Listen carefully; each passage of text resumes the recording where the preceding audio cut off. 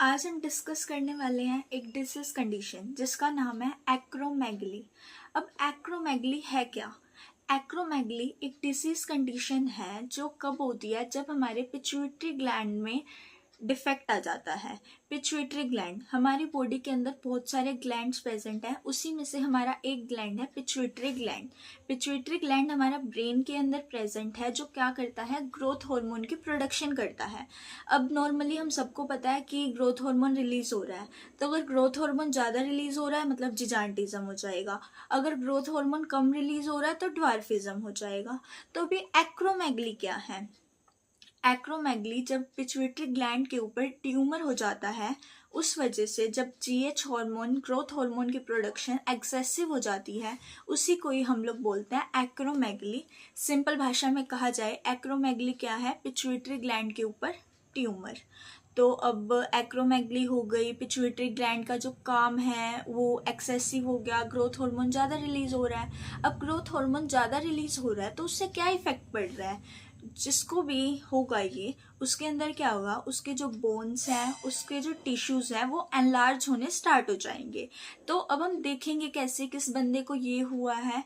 तो जिसको भी ये हुआ है, जैसे मैंने अभी बताया, उसके बोन्स और टिश्यूज एनलार्ज होने स्टार्ट हो जाएंगे। तो अब नोटिस कहाँ से करोगे?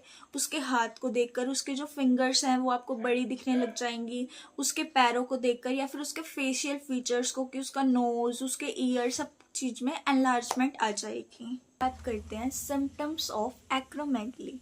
तो अब देखो, जैसे ग्रोथ हार्मोन का मैंने पहले ही बता दिया क्या होगा, कि जो हाथ हैं वो बड़े हो जाएंगे, पैर हैं वो बड़े हो जाएंगे, जो बोन्स हैं वो भी एनलार्ज हो जाएंगे। अब बोन्स एनलार्ज हो रही है तो बोन्स में, जॉइंट्स वगैरह में उसे पेन होने लग जाएगा, क्योंकि उसमें चेंजेस आ रहे हैं तो उसे पेन हो जाएगा, अर्थराइटिस हो जाएगा, उसको विजन प्रॉब्लम्स आ जाएंगी, हेडेक होने लग जाएगा, और उसके जो नर्व्स वगैरह हैं उसमें भी प्रॉब्लम होने लग जाएंगी।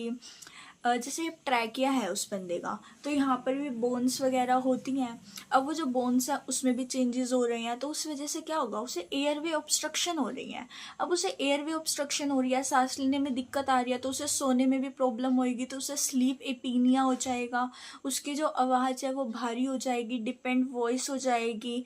जो उसके इंटरनल ऑर्गन्स हैं, जैसे कि लीवर हो गया, हार्ट हो गया, जो भी उसके बॉडी के इंटरनल ऑर्गन्स हैं वो भी एनलार्ज हो जाएंगे, और उसकी जो स्किन है वो थिकेंड हो जाएगी।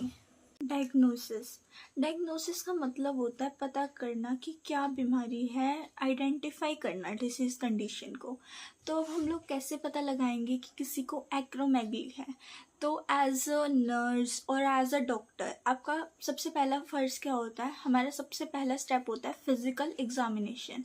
हम लोग फिज़िकल एग्जामिनेशन करेंगे, हम लोग उसके बॉडी को, उसके एक्सप्रेशंस को सब कुछ नोट करेंगे और वहाँ से देखेंगे। उसके बाद हम लोग क्या कर सकते हैं, और हम लोग उसका ब्लड टेस्ट करवा सकते हैं। ब्लड टेस्ट में हम लोग ग्रोथ लेवल के, मतलब जो हमारा ग्रोथ हार्मोन है उसके लेवल को मेज़र कर सकते हैं, या फिर जो इंसुलिन फैक्टर 1 है उसके लेवल को मेज़र कर सकते हैं। इसके अलावा हम लोग क्या कर सकते हैं, हम लोग इमेजिंग मेथड का यूज़ कर सकते हैं। इमेजिंग का मतलब होता है जैसे सीटी स्कैन हो गया और एमआरआई हो गया, इससे हम लोग बॉडी के अंदर के ऑर्गन्स वगैरह को अच्छे से देख सकते हैं। हम लोग अगर एमआरआई कराएंगे तो हम अच्छे से पिट्यूटरी ग्लैंड को देख पाएंगे कि जैसे अभी एक्रोमेगली क्या है, ट्यूमर है, तो हम लोग इमेजिंग से आसानी से देख पाएंगे कि कहाँ पर कितना बड़ा ट्यूमर है। ट्रीटमेंट ऑफ एक्रोमेगली, देखो अब हम लोग क्या कर सकते हैं, या तो सर्जरी कर दे। सर्जरी से क्या होगा, जो ट्यूमर है पिट्यूटरी ग्लैंड के ऊपर वो हम लोग रिमूव कर देंगे।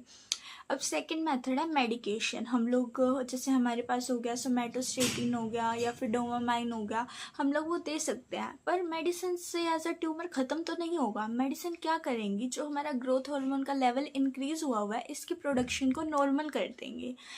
अगर हमारे पास मेडिकेशन हो गया और जो सर्जरी मेथड है, अगर ये काम नहीं करता, तब हम कौन सी थेरेपी यूज़ करते हैं, रेडिएशन थेरेपी।